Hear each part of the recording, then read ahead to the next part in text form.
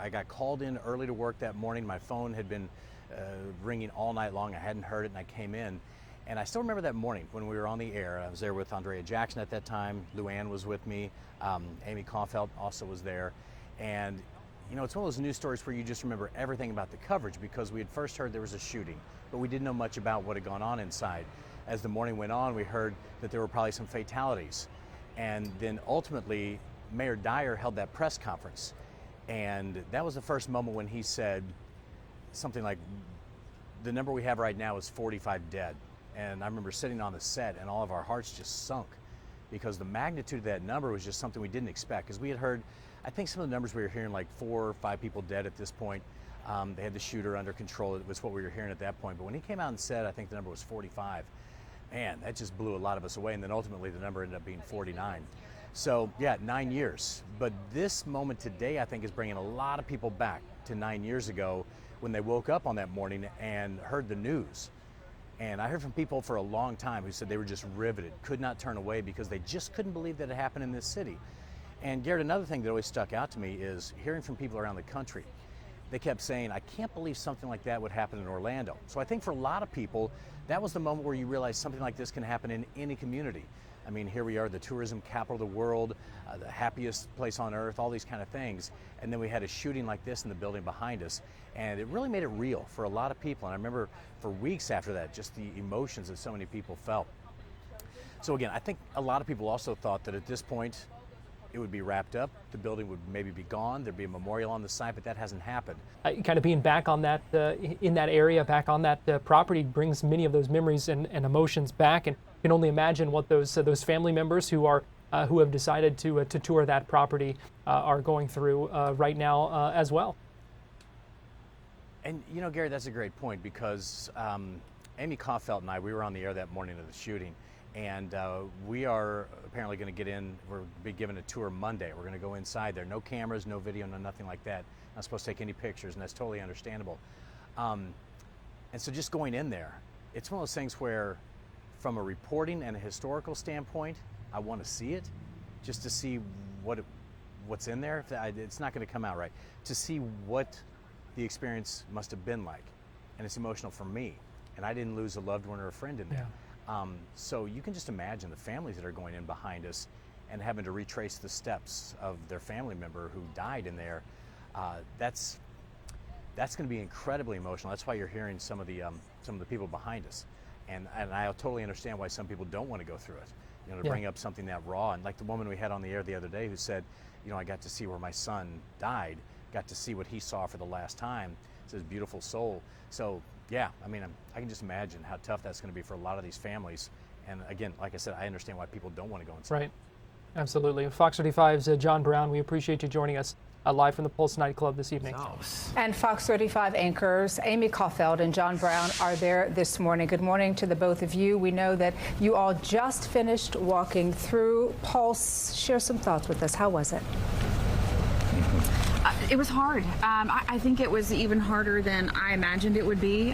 We were here with many of our colleagues from other stations in town that we have worked with as colleagues for the last decade. And so I think we all sort of went into it very somber. We all walked in, it was very quiet. And I think that, I don't know what you thought, John, but I think that I walked away sort of with a sense of heartbreak. Absolutely, and no cameras were allowed inside, and so you can only take out a few notes and your reflections. And I think the thing that stood out to me the most is, in our mind, when we think of situations like this, you imagine vast spaces. And when you get inside and you think about 300 people inside that club, it's a very small club. And that's what stuck out to me maybe the most, was everything happened right in front of everybody. And it just gives you a better perspective of where the shooter came in, the dance floor where he first started shooting, which now is gone. That was one of the first things that you noticed, is the dance floor is gone. And they said, she said, well, the investigators picked it up, right? Yeah, FBI has the dance floor. And so, yeah, they took that up. But then when you hear stories of the shooter went from this room to this room to the bathroom, it's all right there. Yeah. So it isn't like in your mind how it was all right there. And then seeing where everybody holed up, the few places you could, it puts it in perspective that truly was a night of terror for all 300 people inside there. Yeah, absolutely. They saw everything. Yeah. I think the two things that John and I probably took away is perhaps most disturbing was the dance floor that is now gone.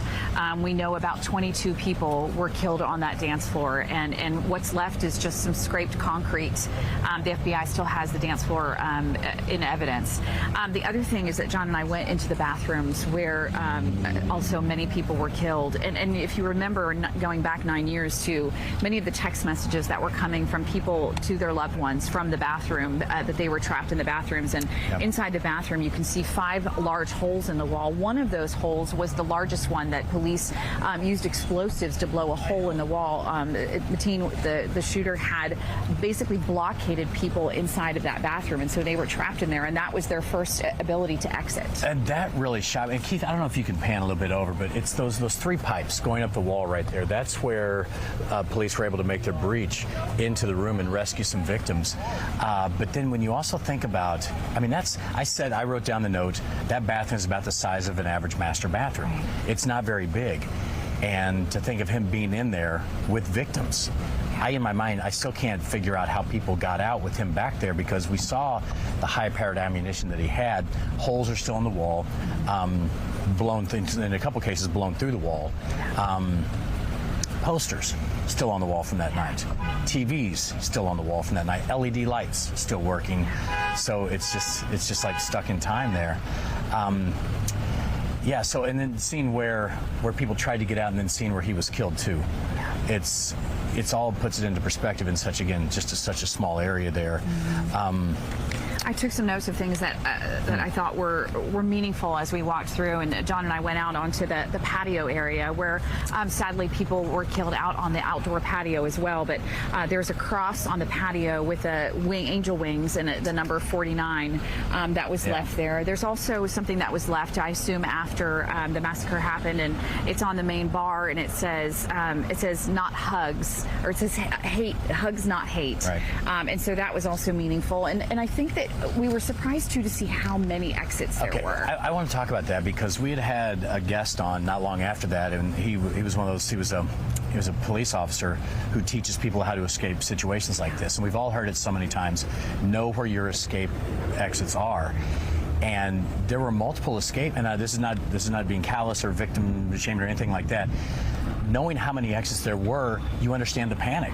Like, you just run away from the gunfire however you can get away from it. So people that ran this way, there were no exits. And that breaks your heart, is that where he first started shooting, there were exits on that side of the building. But again, how do you keep your wits about you? And that's why when he was with us, he said, and sad that we have to do this in this day and age, whenever he goes into a movie theater, a restaurant, whatever it is, he scopes out the exits first. Sad that you have to do that, but they were asking us our gut feeling. That was my first one, is there's exit right there. I don't know how. Yeah. So it just shows the chaos that's going around, and how bad. And this is another one that you think of everything going on inside, and the screaming. And we saw one place where he had shot through a wall and it broke a water pipe. So you talk about the chaos. There's water spewing everywhere. People are running, and you understand why people just get paralyzed. Yeah. It's awful when you go through that and you see how it all played out. It's amazing. Yeah, it is. And I see you getting emotional, John, and I got very emotional too. I went into the bathroom by myself as it was time to leave, and just said a prayer for the lives that were lost here, because it certainly does give you pause to know how fragile life is, and for all of us to, sadly, we live in a world where we just have to be so aware of everything all the time. Yeah, and I also think about how things worked out for the survivors, because when you're standing on the patio, and I can see it right here from my angle, is ORMC's right there. And you don't realize how close it is. So the people who were shot and had to walk down Orange Avenue, thank goodness the trauma center was right there, and they were able to call everybody in. Who knows how many lives they saved just by being that close. So thank goodness they were there and didn't have to transport people anywhere else. I mean, some were, but they could take care of everything they needed to right there. So just thankful that people were able to get out, especially initially out that front door, and head that way. So life-changing day no and question. time for our community 9 years later. And we want to send it back to you guys. If you have any questions about, what we saw, we were lucky to have some members of the City of Orlando Mayor's office who were in there with us, and they were able to sort of answer any questions that we had as we were walking through as well. One of the things that as I'm looking at the both of you there, and I just see how emotional you all are feeling, and just kind of, how poignant all of this is, right?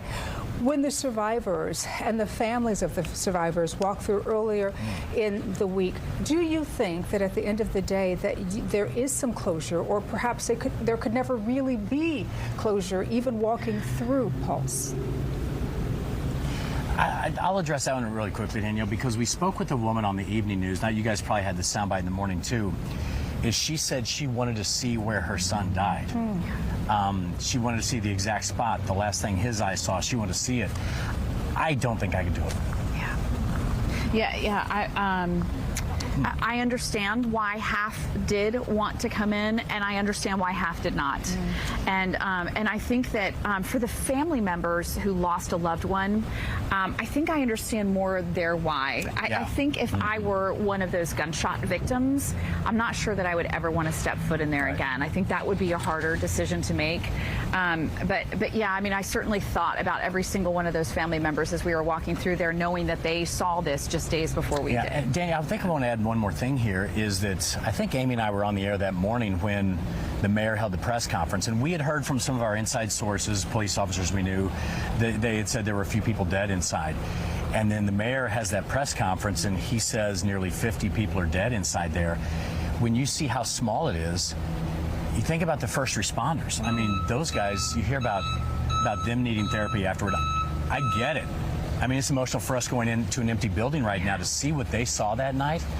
I don't know how you ever recover. You never get it out of your mind. I can tell you that right now. And what we know is that some of those Orlando police officers did suffer from PTSD after seeing what they saw inside of this nightclub. One of those officers became a friend of mine, and he recently retired after he actually started a group to help the officers heal and to sit down and talk to each other about what they saw and experienced that night, but recently retired because he said he just couldn't do it anymore. And so you can only imagine, for us, having seen it as an empty space, what it was like for those who saw it in its worst moment. Thank you so much, Amy and John, for at least taking us through what it felt like to do that walkthrough. And I know that this is such a heartbreaking day in the minds of everyone in this community, so appreciate you doing that for us. Fox 35 News Edge at 6 starts now. And right now, there is a remembrance ceremony going on at the First United Methodist Church of Orlando. It started about half an hour ago, the community coming together to pay tribute to the 49 people who were killed 9 years ago today. Thank you for joining us here at 6. I'm Hannah McKenzie. And I'm Marlisa Goldsmith. The tragedy is bringing up mixed feelings for both the survivors and families of victims. We have live team coverage for you tonight. Randy Hildreth is speaking with families and victims and survivors. Stephanie Buffmonte is outside of the memorial ceremony, and Fox 35's John Brown is outside of the nightclub. John, you covered the shooting when it happened. Yeah, it's one of those stories you will never forget covering. We were on the air for hours that morning, and we started getting word from some of our insiders telling us that there were people dead inside this nightclub. Our sources were saying the number may be high. But when Mayor Buddy Dyer held the press conference later on in the morning, and then he said there were nearly 50 people dead inside, we were all at a loss for words. It's a moment that many of us will never forget. It was that Sunday morning, we kept hearing from people who were just in disbelief that this was happening right here in Orlando. Here we were, the vacation capital of the world, and we were witnessing, at that time, the largest mass shooting in U.S. history. You know, one counselor we had said something that stuck with me for a long time. Says, yes, it was a tragedy, but we had to keep in mind that it was the work of one evil person and not a reflection of our community. And then we saw the best in our community right after that, and in the weeks and years to come. So that's what we saw, people helping people. It was the worst night in Orlando history that truly brought out the best in our community. But for the victims and their families, it can still be hard to move on. And that's why they're coming here to the site today to try and get some closure. Fox 35's Randy Hildreth is there live today. So Randy, you spoke with a survivor who was shot and still has the bullet in his arm.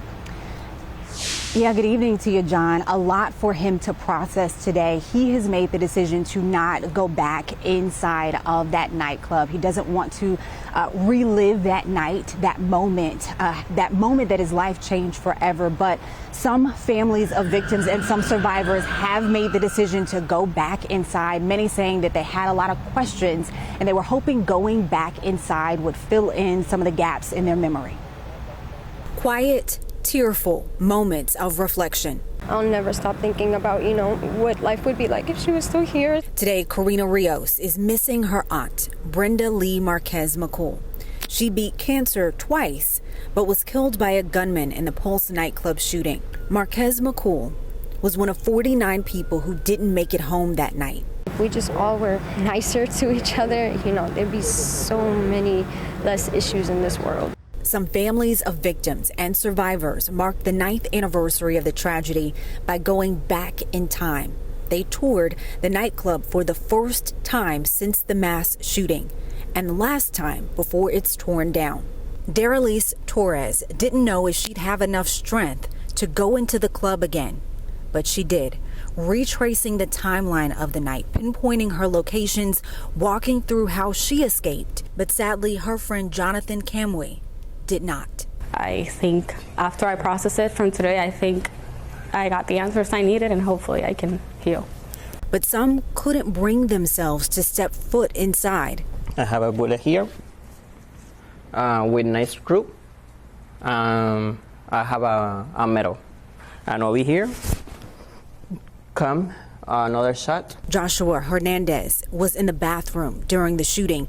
His bullet scars are daily reminders of what he escaped. I stay outside because I know I'm not gonna be good mental because it's hard.